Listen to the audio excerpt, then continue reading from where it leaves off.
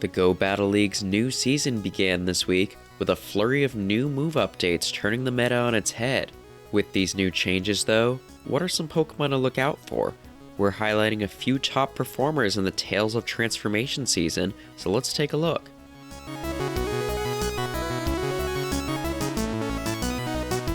Welcome back everyone. Now for the most part, I want to focus on Pokemon that haven't been meta, so we're not going to be talking about big picks like Feraligatr, Dedenne, Corviknight, or Altaria. Up first is last June's Community Day pseudo-legendary Kommo-o. At the time, our analysis found that Kommo-o was a bit underwhelming, even with its signature move, Clanging Scales. The move is outstanding, but it's still a bit awkward to use. Either too slow if you ran one of the fighting charged moves, or too one-dimensional if you went all dragon. This season brings updates to a lot of dragon moves though, with Dragon Tail now dealing less damage but generating 12 energy, which is a pretty nice upgrade overall. Kommo-o received Metal Sound as another fast move choice, plus Upper Hand, which is another excellent charged move. So when a Pokemon with excellent charged moves also gets high energy fast moves, it's going to be phenomenal.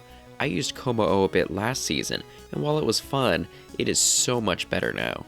A bit more flexible, with expanded coverage, plus more spammability, which is great.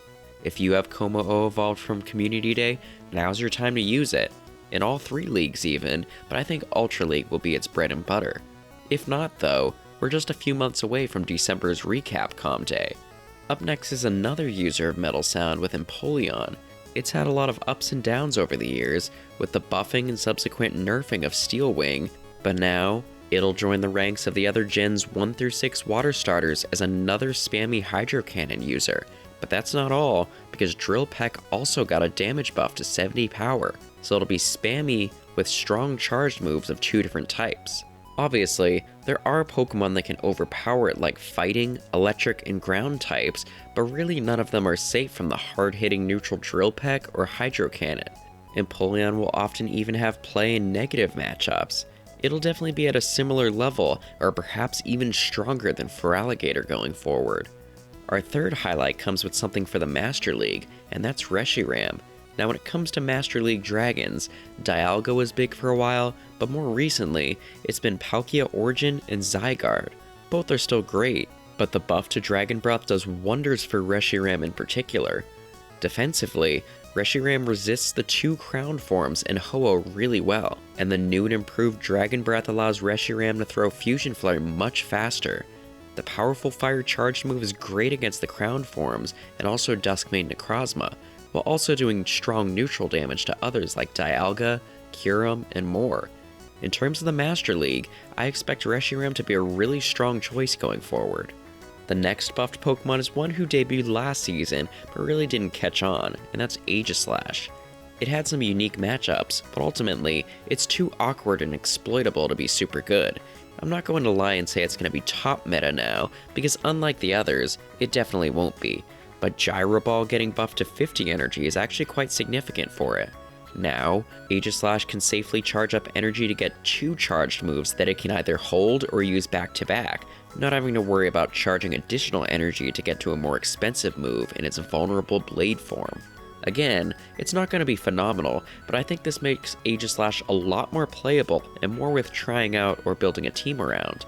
With a meta of things like Carbink, Cradily, Togekiss, and a lot of dragons, I think it could be worth looking at. Before we get to our final pick, a few honorable mentions. Obviously, there are tons of Pokemon who were good and are going to remain very strong, either due to direct buffs like Palkia Origin, or due to more Pokemon to prey on like Dedenne and Bellibolt. But a few others who will be more playable going forward are Murkrow, Kingdra, Matang, and Jirachi. I'm looking forward to using all 4 of those, but let us know in the comments what you're using this season. But lastly, is one that makes us as Togetips very happy. Togekiss looks more viable than ever before. The evolution to Togetic had a few moves buffed and given to it last season, mainly a better version of Dazzling Gleam, plus the cheap and powerful Psyshock. But this season, Peck gained a lot of energy to become a clone of Shadow Claw or Acid, and Aurasphere was buffed into a Hydro Cannon clone.